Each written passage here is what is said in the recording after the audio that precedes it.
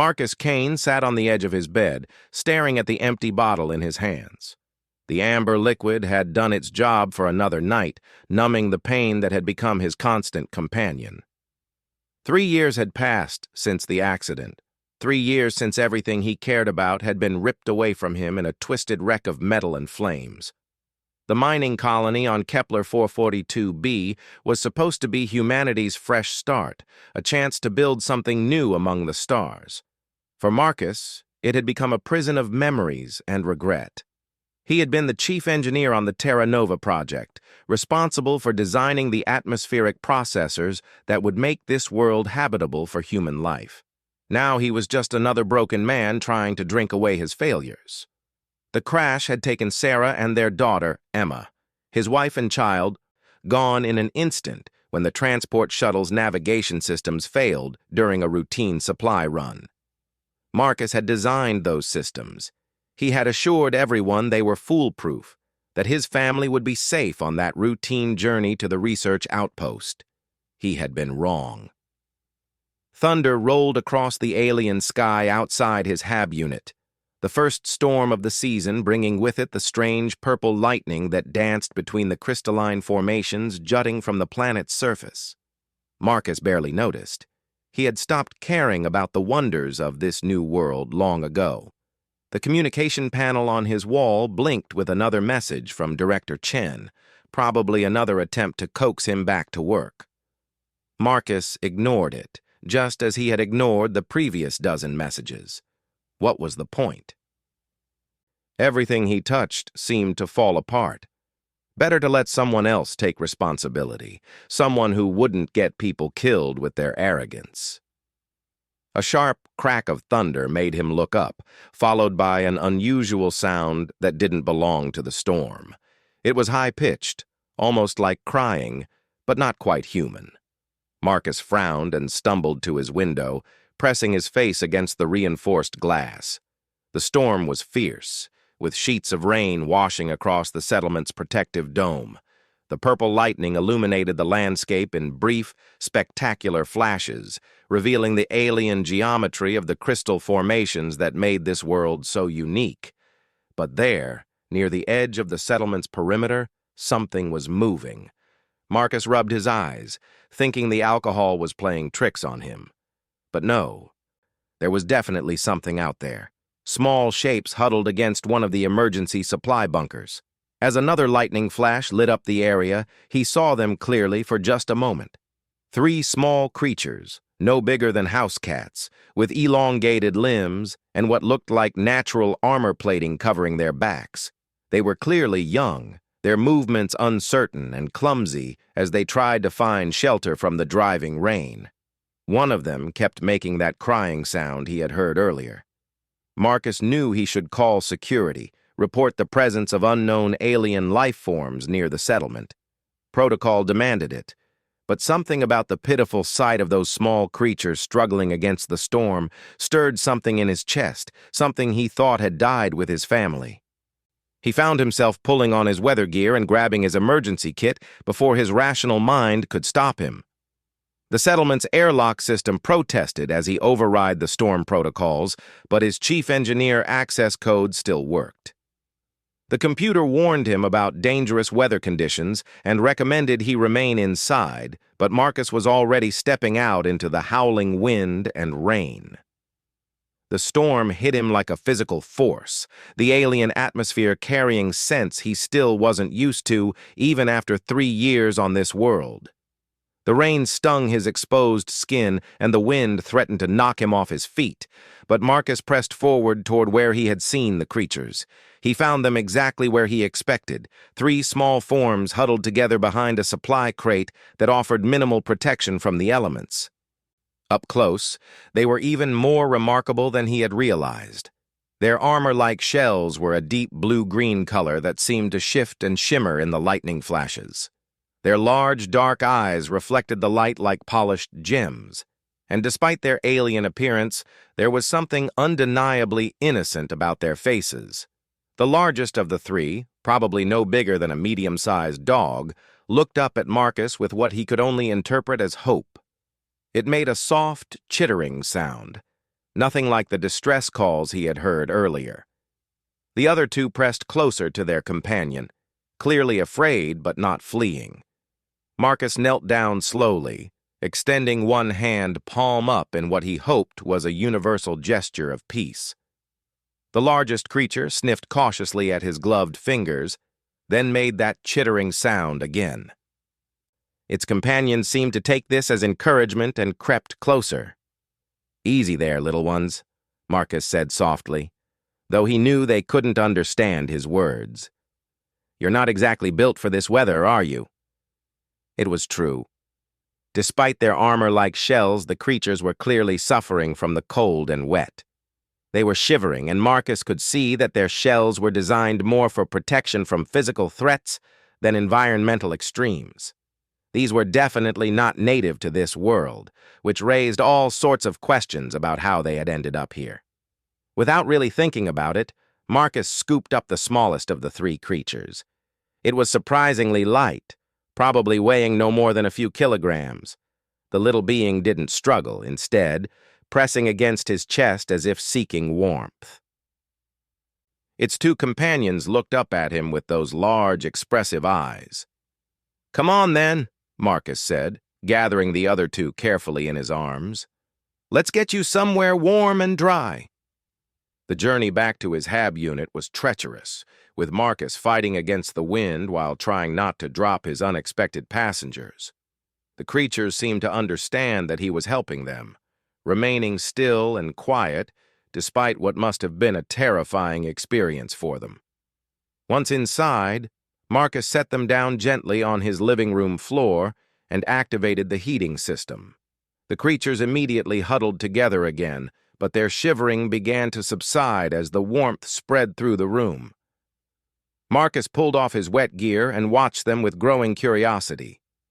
Now that they were in good light and out of immediate danger, he could see them more clearly. Their shells were incredibly intricate, with patterns that seemed almost like circuit boards etched into the surface. Their limbs were long and graceful, ending in what looked like opposable digits. Most striking of all were their eyes, which seemed to hold an intelligence that was unmistakably aware and thinking. The largest of the three approached Marcus cautiously, then did something that nearly stopped his heart. It reached up with one of its elongated arms and gently touched his hand, making a soft purring sound that reminded him of a cat expressing contentment. For the first time in 3 years, Marcus Kane smiled. He knew he should report this to the colony administration immediately. First contact protocols existed for a reason, and harboring unknown alien life forms in his personal quarters was probably a dozen different violations of colonial law. But as he looked down at these 3 small, vulnerable creatures who had somehow found their way to him in the middle of a storm, Marcus felt something he thought he had lost forever. Purpose. These little beings needed help, and for the first time since the accident, someone was depending on him again. The responsible thing would be to turn them over to the xenobiology team, let the experts handle the situation. But the thought of these trusting creatures being poked and prodded in some sterile laboratory made his stomach turn.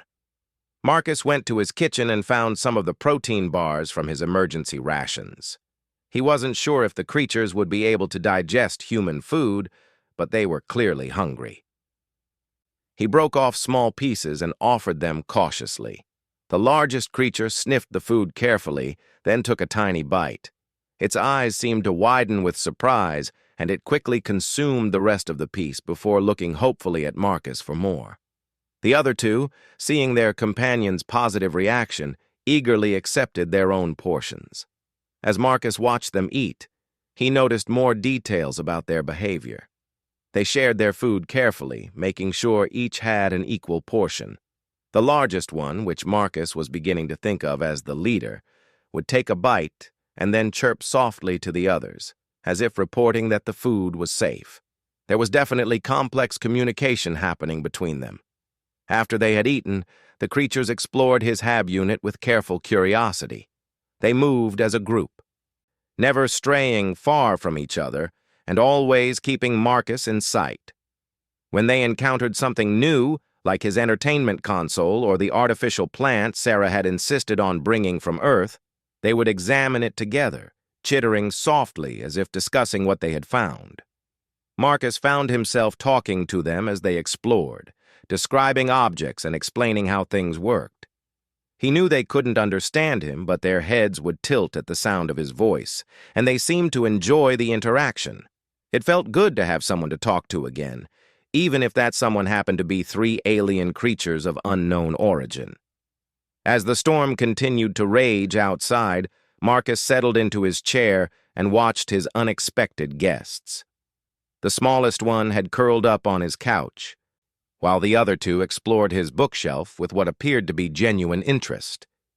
Every so often, they would look over at him and make soft, chittering sounds, as if checking to make sure he was still there. For the first time in months, Marcus didn't reach for another bottle. Instead, he found himself thinking about the practical problems these creatures presented. They would need food, shelter, and care. He would need to research their biology, figure out what kind of environment they needed to thrive. There were 1,000 questions that needed answers. But as he watched the 3 small beings who had stumbled into his life during the worst storm of the season, Marcus realized something important. For the first time since Sarah and Emma died, he had a reason to get up in the morning. These creatures needed him, and maybe, just maybe, he needed them too. The storm outside began to quiet as the night wore on, but Marcus barely noticed. He was too busy planning how to care for 3 alien hatchlings who had somehow managed to rekindle something in his heart that he thought was lost forever. Tomorrow would bring new challenges, but tonight he wasn't alone, and that made all the difference. Marcus woke to the gentle warmth of something small and alive pressed against his chest. For a moment, confusion clouded his mind as he tried to remember where he was and why there was weight on his body.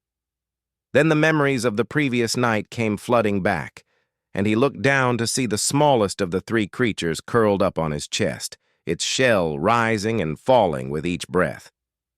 Sunlight streamed through his HAB unit windows, revealing that the storm had finally passed. The other 2 creatures were nowhere to be seen, which sent a spike of panic through Marcus until he heard soft chittering coming from his kitchen area.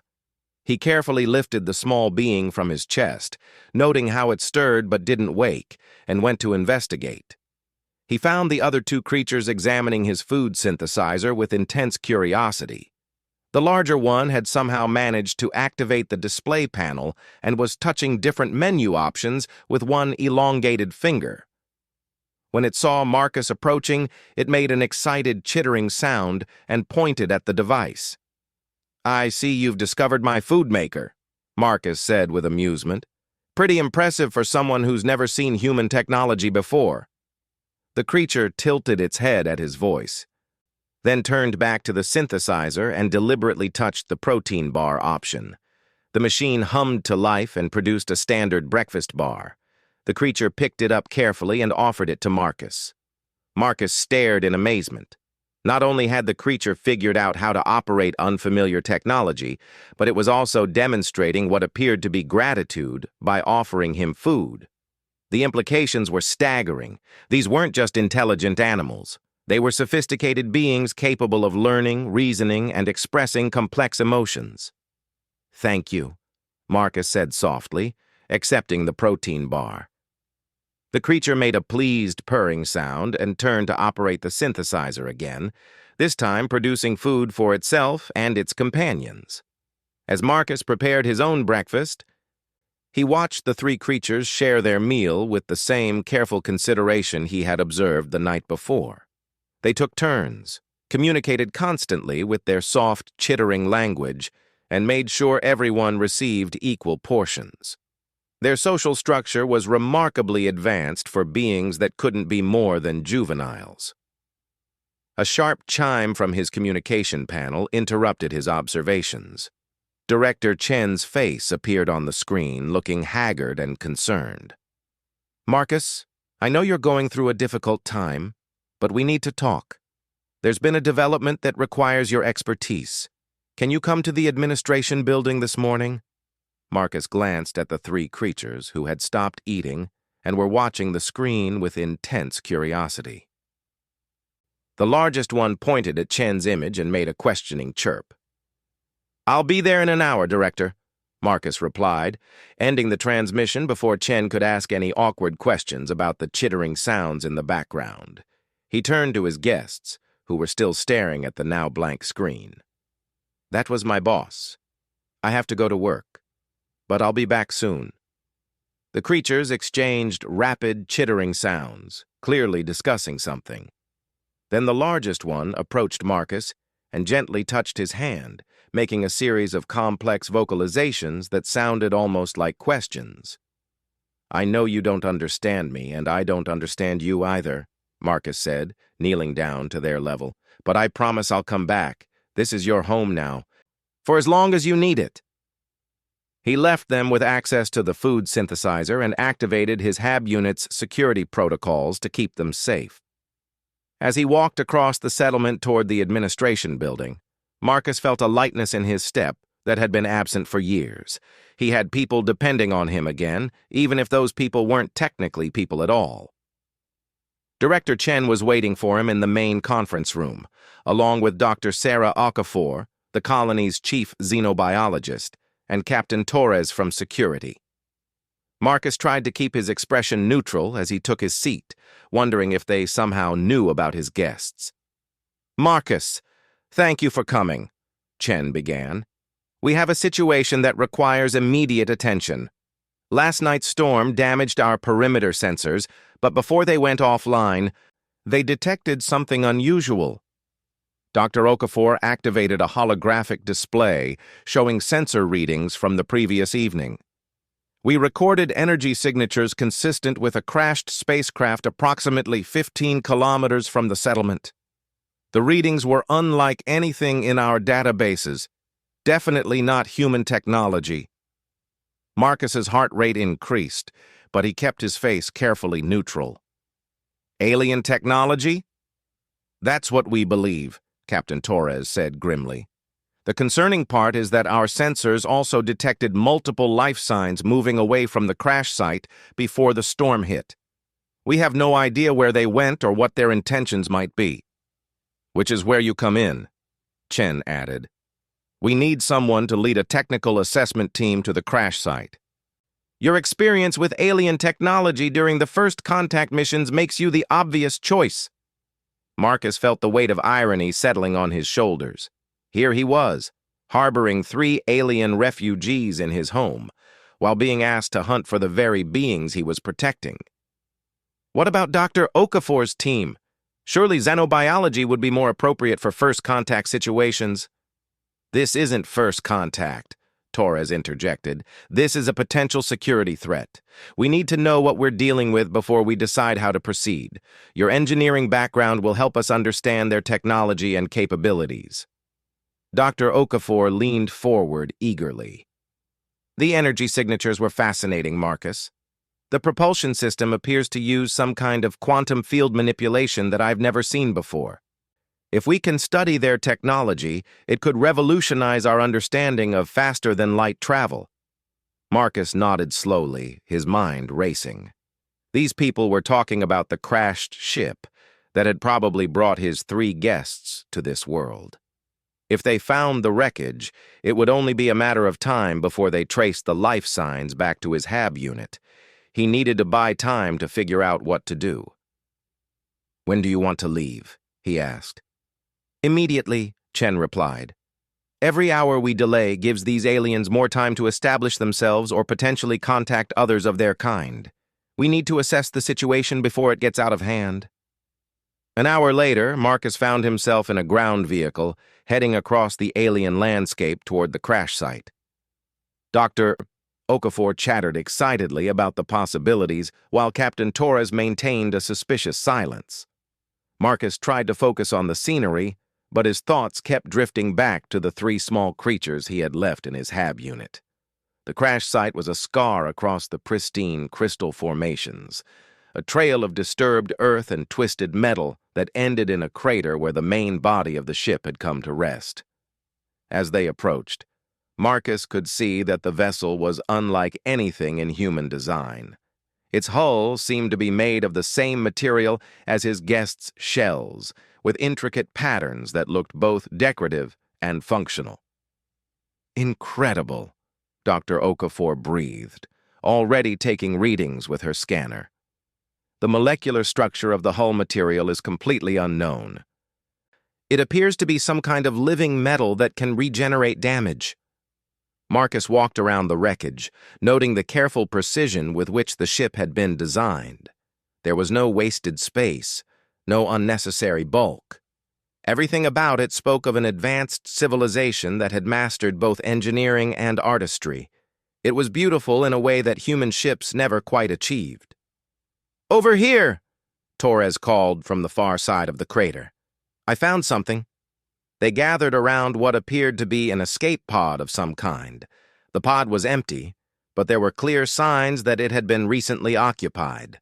Small indentations in the cushioning material suggested beings about the size of Marcus's guests, and there were traces of what looked like the same blue-green material as their shells. "3 occupants," Dr. Okafor observed, running her scanner over the interior.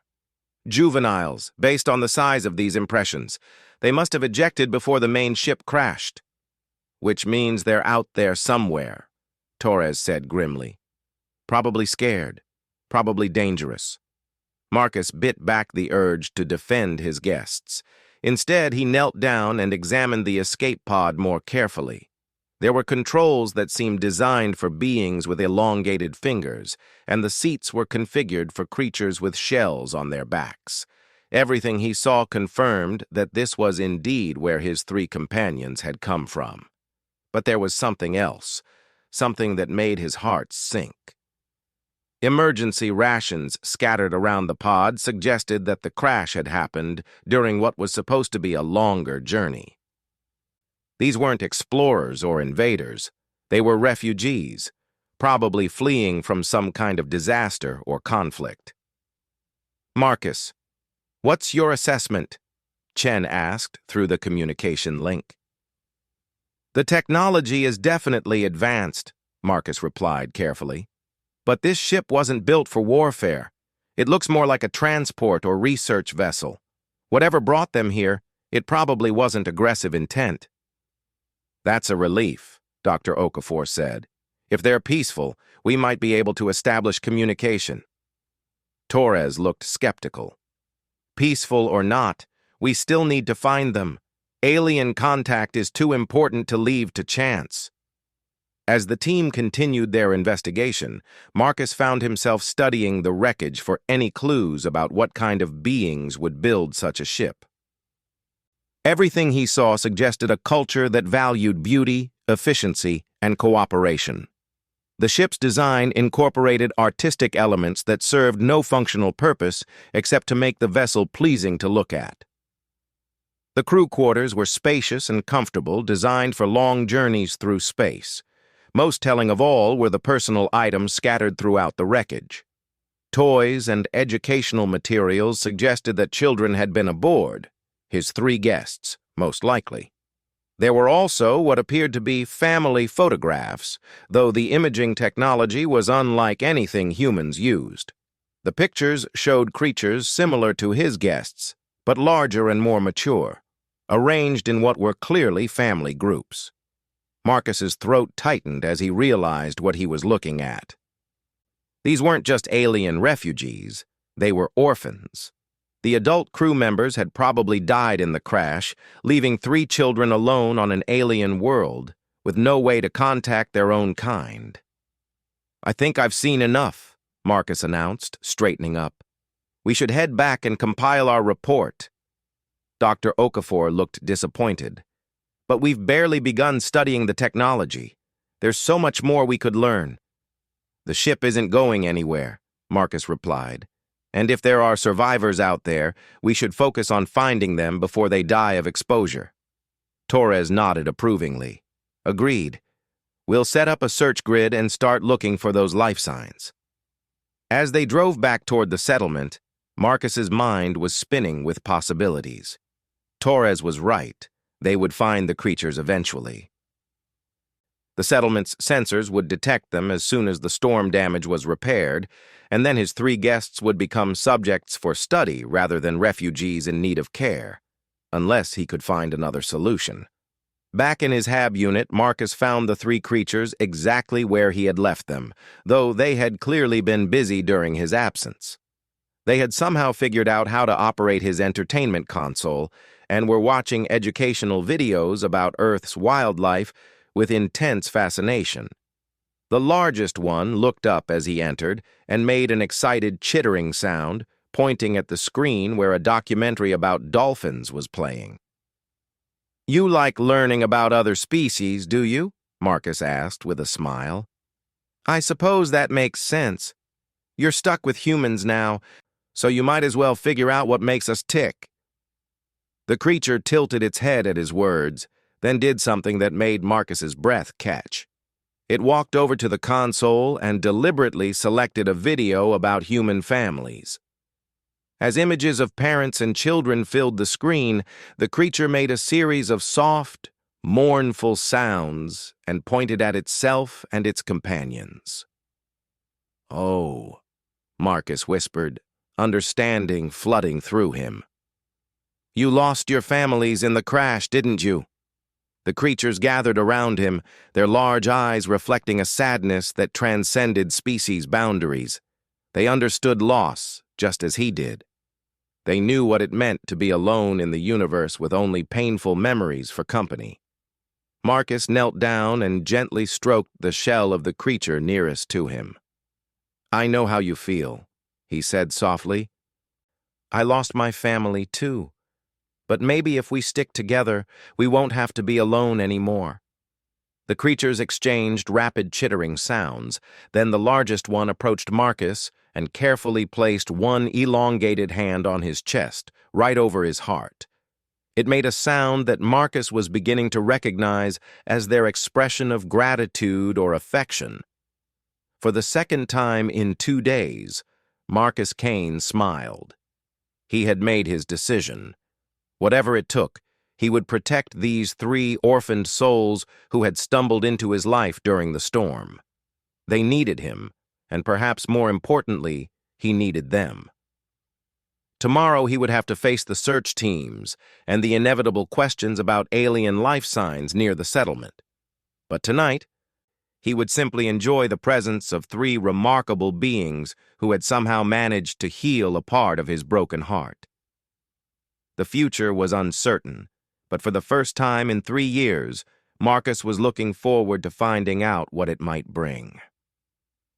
3 weeks had passed since the storm, and Marcus Kane found himself living a double life. During the day, he participated in the increasingly frantic search for the alien survivors, helping to coordinate sensor sweeps and analyze potential hiding spots. During the evening, he returned home to 3 remarkable beings who had become the most important thing in his life. The creatures, who he had started thinking of as Echo, Harmony, and Whisper based on their distinct vocalizations, had adapted to life in his HAB unit with surprising speed. They had learned to operate most of his equipment, developed a rudimentary understanding of human language, and even begun to teach him elements of their own complex communication system. Echo, the largest and most assertive of the 3, had become fascinated with human engineering. Marcus would often find her examining his personal tools or watching technical manuals on his console. She seemed to understand that Marcus was some kind of engineer and would bring him problems she couldn't solve, chittering excitedly when he demonstrated how human technology worked. Harmony, slightly smaller but obviously the most empathetic, had appointed herself as the group's emotional guardian.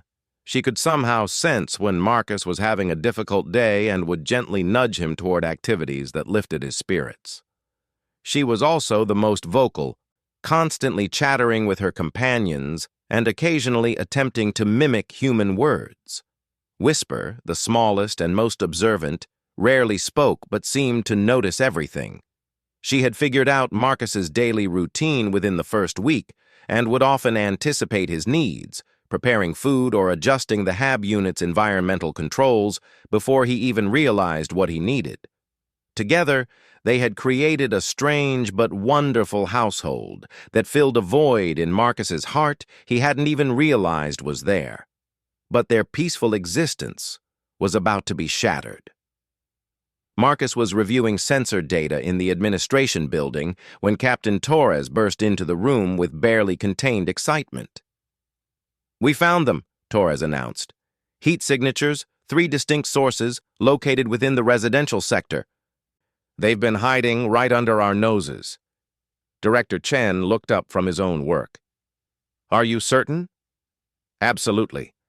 The new sensor array Dr. Okafor installed yesterday picked up the signatures this morning. The energy patterns match what we recorded at the crash site perfectly. They're definitely our aliens." Marcus felt his stomach drop, but he forced his expression to remain neutral. "Where exactly in the residential sector?" Torres consulted his datapad. "That's the interesting part. The signatures are coming from HAB Unit 247. According to records, that's your residence, Marcus." The room fell silent except for the hum of the ventilation system. Marcus could feel every eye in the room focused on him, waiting for his explanation. His mind raced, searching for a plausible story that wouldn't immediately condemn him.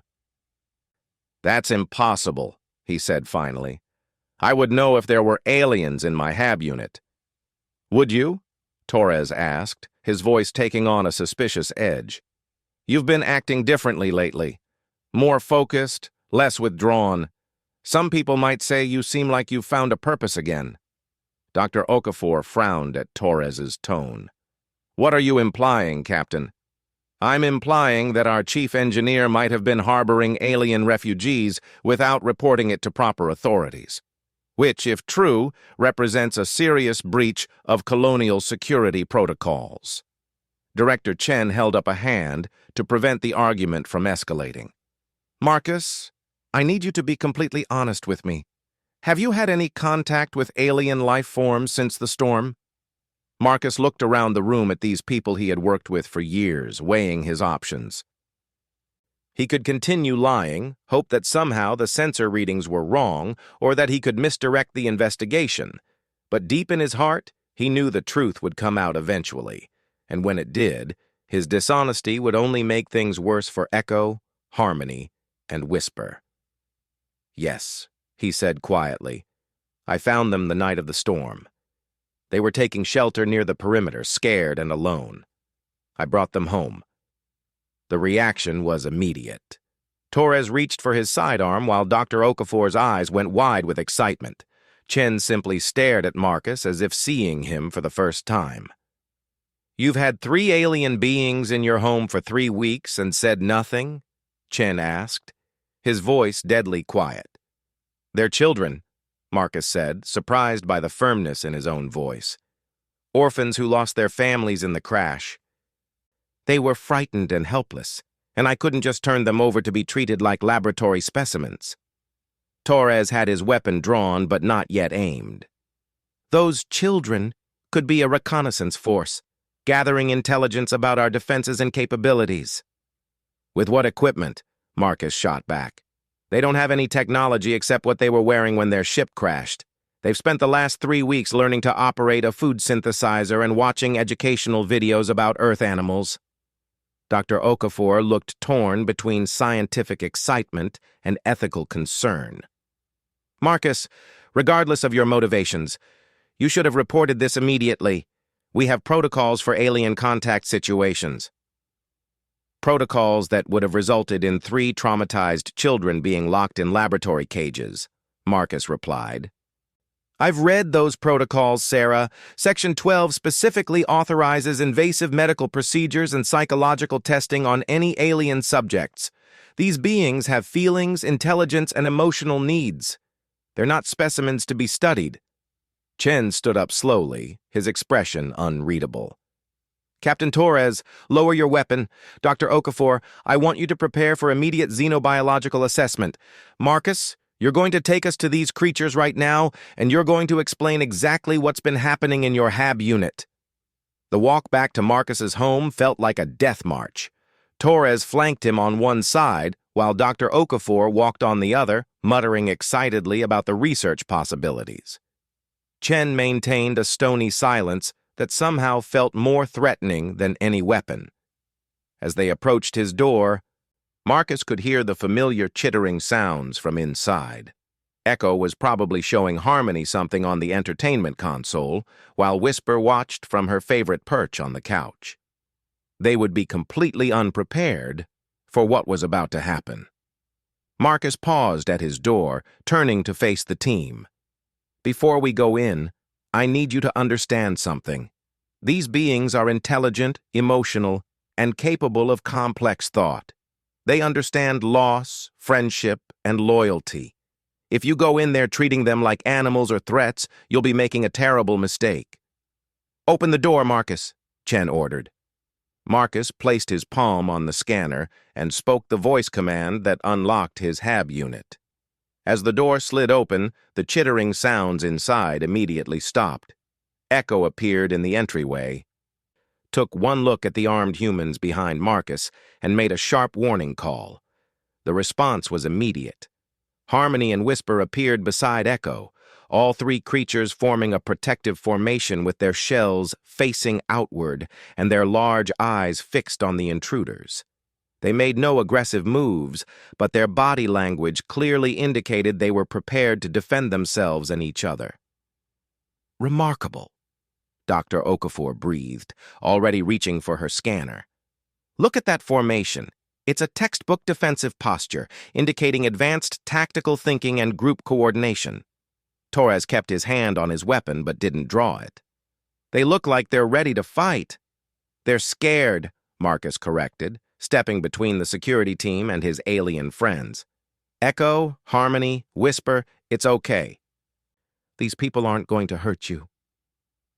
At the sound of their names, the three creatures relaxed slightly.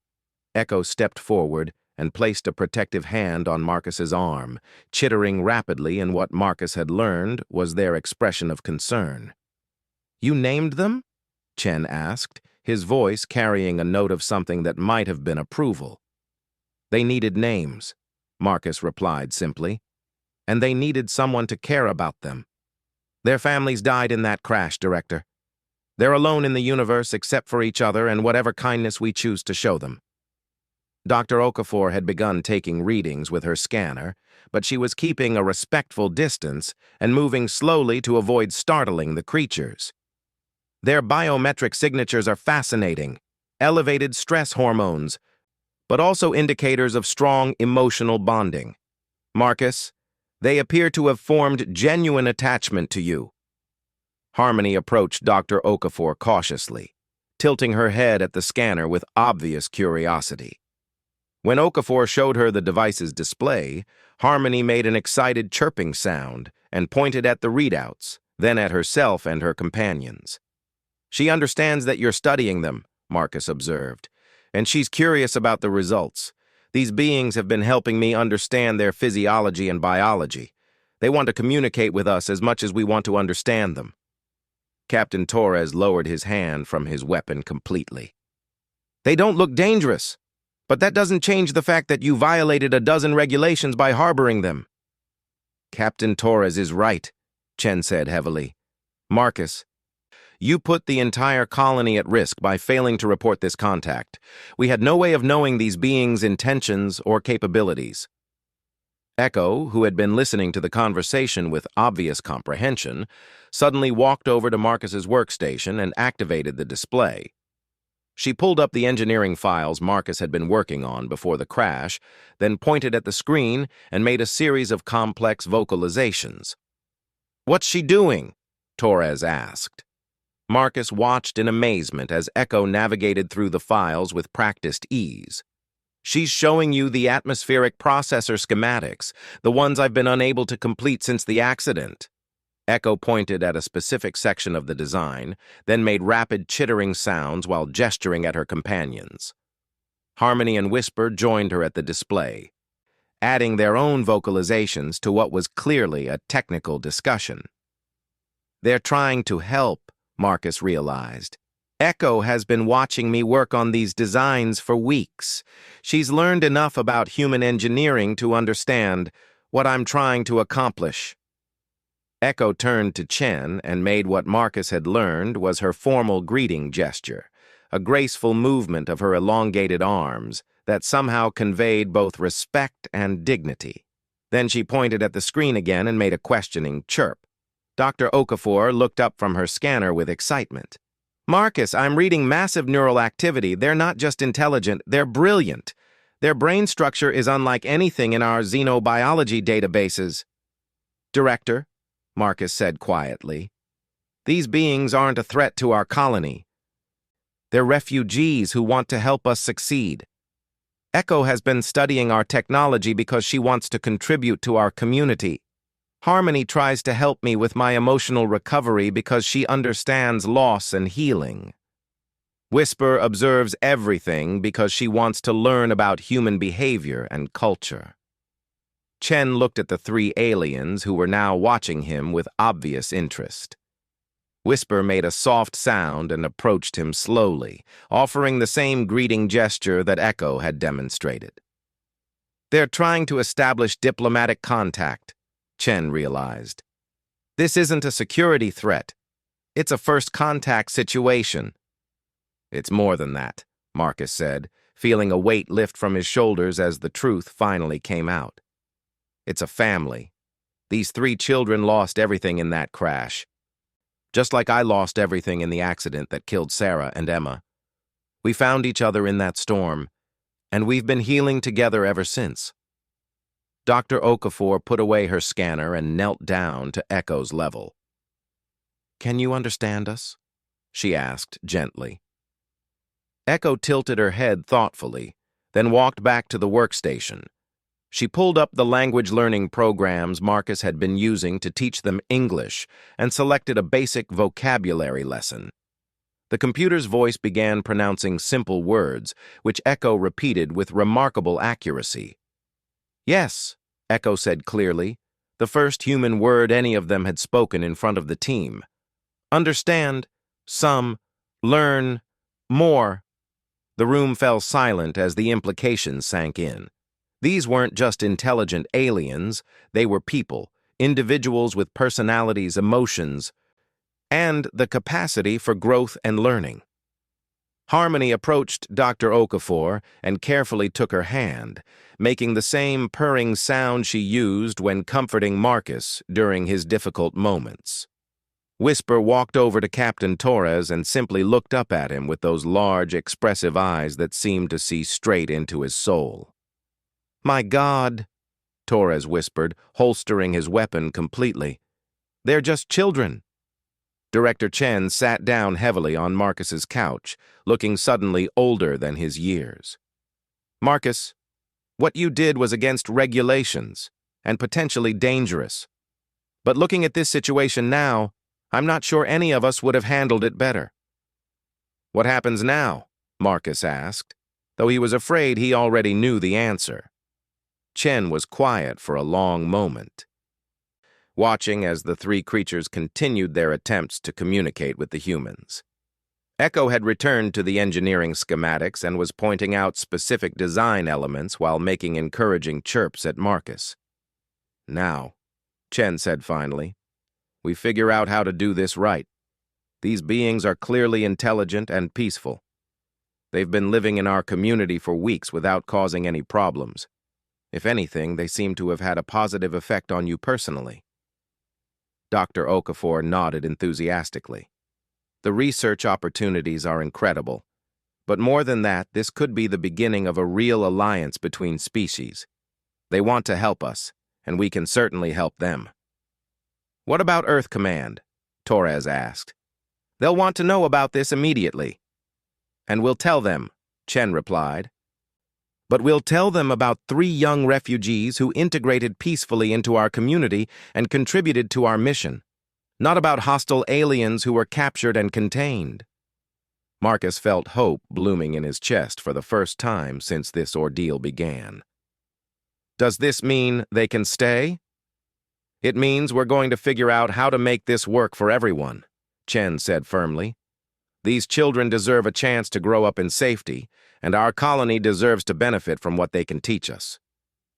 Echo, who had been following the conversation with obvious interest, suddenly made an excited chittering sound and pointed at the door. Her companions joined her, all three creatures looking toward the entrance with anticipation. "What are they excited about?" Dr. Okafor asked.